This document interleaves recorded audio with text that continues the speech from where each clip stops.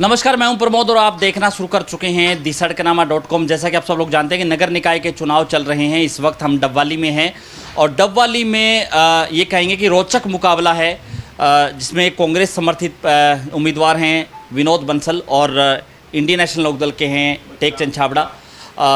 इस वक्त हमारे साथ डॉक्टर केवी सिंह हैं जो डोर टू डोर कर रहे हैं। गोल बाज़ार में इस वक्त हम मौजूद हैं। डॉक्टर साहब, क्या कुछ कहना चाहेंगे इस चुनाव को लेकर के? इसका मतलब आपने जजपा और बीजेपी को तो बाहर ही कर दिया। इसका सवाल, आपका जो सवाल था उसका मतलब तो ये हुआ कि बीजेपी और जजपा बाहर हैं जी। नहीं, ये तो लोग भी कह रहे हैं कि जो है कांग्रेस और इनेलो में है मुकाबला। देखिए, तो अगर ये तो बहुत बड़ी बात है, अगर दो बड़ी सरकारें जजपा और बीजेपी गठबंधन और अगर ये बाहर हो गई तो हमारी मतलब आम जनता की तो जीत हो ही गई, क्योंकि जनता ने ये मोहर लगा दी कि ये जो सरकार है इनसे हम निराश और हताश हैं। और जहाँ तक मैंने पहले कहा था कि मेरी सोच अलग है कि चुनाव है। मैं हर उम्मीदवार को मजबूत मानता हूँ। कमज़ोर और मजबूत का फैसला, कोई मजबूत नहीं है, कोई कमज़ोर नहीं है। मजबूत सिर्फ और सिर्फ जनता है। जनता ही मजबूत बनाती है, जनता ही कमज़ोर बनाती है। तो मुझे पूरा भरोसा है कि एक इतिहास जो है फिर दोहराया जाएगा। जो विधानसभा में करीबन 7,000 वोटों से यहाँ के स्थानीय अमित शाह जीत के गए थे, वो इतिहास फिर दोहराया जाएगा। और जैसा मेरे को लोगों के चेहरों से जिस तरीके से, क्योंकि मैं थोड़ा एक डॉक्टर भी रहा हूँ 20 साल, तो चेहरा भी थोड़ा पढ़ता हूँ, तो जिस तरह के लोगों के बॉडी लैंग्वेज, चेहरे की हाव भाव है, उससे मुझे पूरा भरोसा यकीन है कि फिर इतिहास दोहराया जाएगा और विनोद बंसल एक अच्छे मार्जिन से।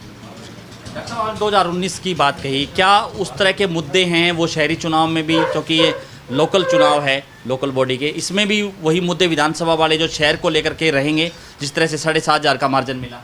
नहीं, देखिए, मुद्दे वही हैं, उससे ज़्यादा हालत खस्ता हुई है जी।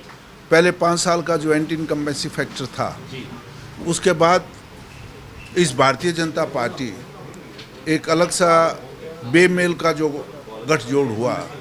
चुनाव से पहले जो जजपा कहा करती थी कि हम इनको यमुना पार छोड़ के आएंगे, और फिर सत्ता के लालच में अपनी नीतियों को भूलकर ये जजपा जो है बीजेपी की गोदी में जा बैठी। और अब हालात ये है कि ये गठबंधन नहीं है, ये जनता को ठगबंधन है। कोई इन्होंने गठबंधन नहीं है, नीतियों का गठबंधन नहीं, मकसद सिर्फ लोगों को ठगना है, गठबंधन है। ये मैं नहीं कह रहा, ये खुद कह रहे हैं वो।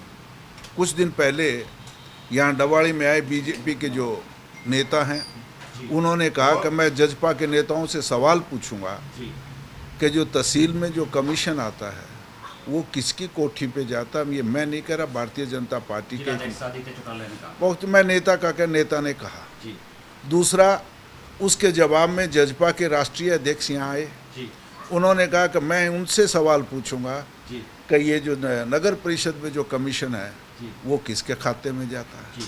जब दोनों पार्टियां जो गठबंधन है, तो गठबंधन दोनों पे आरोप लगा रही है भ्रष्टाचार का, तो इसका मतलब ये गठबंधन नहीं है, ठगबंधन है। ठगने का धंधा कर रखा है दोनों ने। अब ये जनता इस गठबंधन को भी तोड़ेगी और इस ठगबंधन का भी ठिकाने पे लगा के रहेगी, क्योंकि जो फिर दोनों, मैं समझ नहीं आ रही, बीजेपी भी कहती है और जजपा भी कह रही है कि भ्रष्टाचार है, हम भ्रष्टाचार बंद करेंगे। तो भाई, तुम्हारा 8 साल से राज है, 8 साल में भी तुम भ्रष्टाचार बंद नहीं कर पाए, तो अब कौन करेगा? विपक्ष तो करने से रहा। विपक्ष तो आवाज़ उठा सकता है, हम आवाज़ उठाते हैं, बार बार धरना भी किया है, प्रदर्शन भी किया है। और विधानसभा में स्थानीय विधायक ने, अमित शाह ने, इस नगर परिषद के जो घोटाले हैं, चाहे जो करप्शन है तहसील में, उसका मुद्दा उठाया। हमारा काम है मुद्दा उठाना मीडिया के मार्फत, विधानसभा के अंदर और धरातल पर। वो हम जिम्मेवारी, नैतिकता के साथ विपक्ष की भूमिका निभा रहे हैं। तो मुझे पूरा भरोसा है कि इस बार, जहाँ तक मैं, दूसरी पार्टी हैं जिनका एक हालात ऐसे पैदा कर दिए थे कि इन्होंने यहाँ एक भय और भ्रष्टाचार की राजनीति का पौधा लगाया था, और उस भय और भ्रष्टाचार की राजनीति के खिलाफ मैंने 2009 में यहाँ संघर्ष शुरू किया। और मैं मेरी इस डबवाली हल्के के जो आदरणीय बुजुर्ग नौजवान साथी, माताओं, बहनों का धन्यवाद करना चाहूँगा। रादर मैं कर्जदार हूँ कि उन्होंने मेरा सहयोग दिया।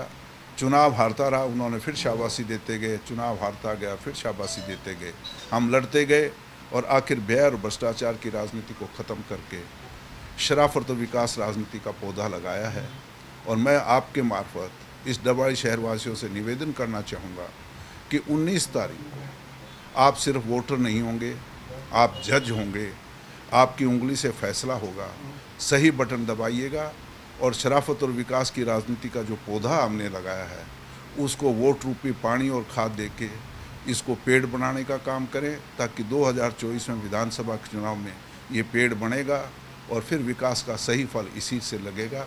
तो आखिरी में आपके मार्फत एक कहना चाहूँगा कि किसी उर्दू शायर की 2 लाइनें हैं, खता लम्हों की और सज़ा सदियों की।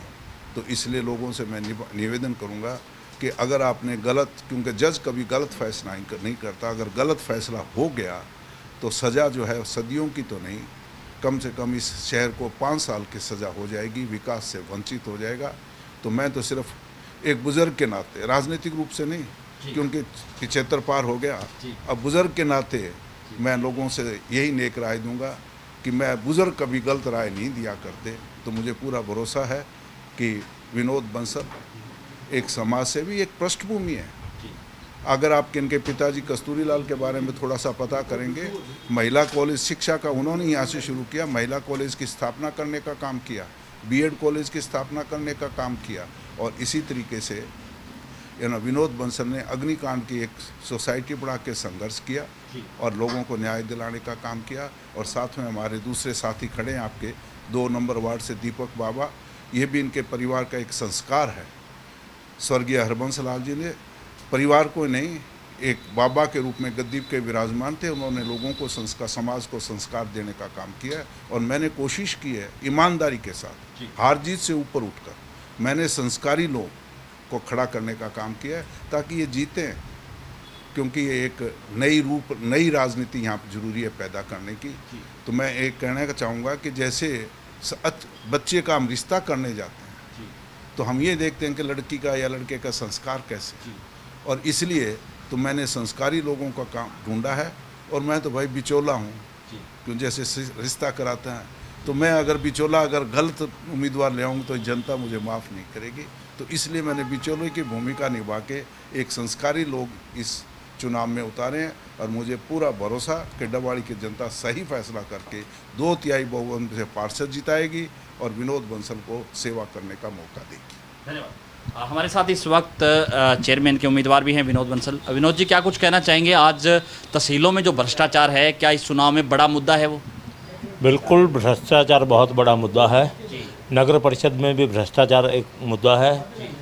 मेरे चुनाव लड़ने के बाद कई अधिकारी और कर्मचारी नगर परिषद में ये कह रहे हैं कि विनोद बंसल को वोट ना दो, क्योंकि अगर यह सीट पर आकर बैठ गया तो हमारा भ्रष्टाचार नहीं चलेगा, इसको जानकारी है, काम करवाएगा।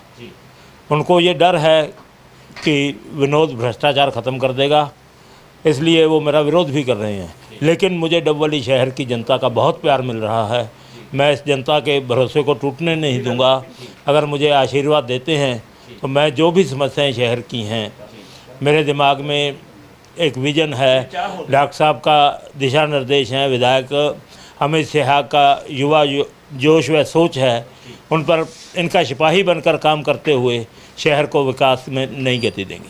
धन्यवाद। तो ये थे हमारे साथ विनोद बंसल। लगातार हमारे साथ बने रहिए। इस वीडियो को आप ज़्यादा से ज़्यादा शेयर जरूर कर दीजिए ताकि तमाम लोगों तक की जानकारी पहुँचे। बहुत बहुत शुक्रिया।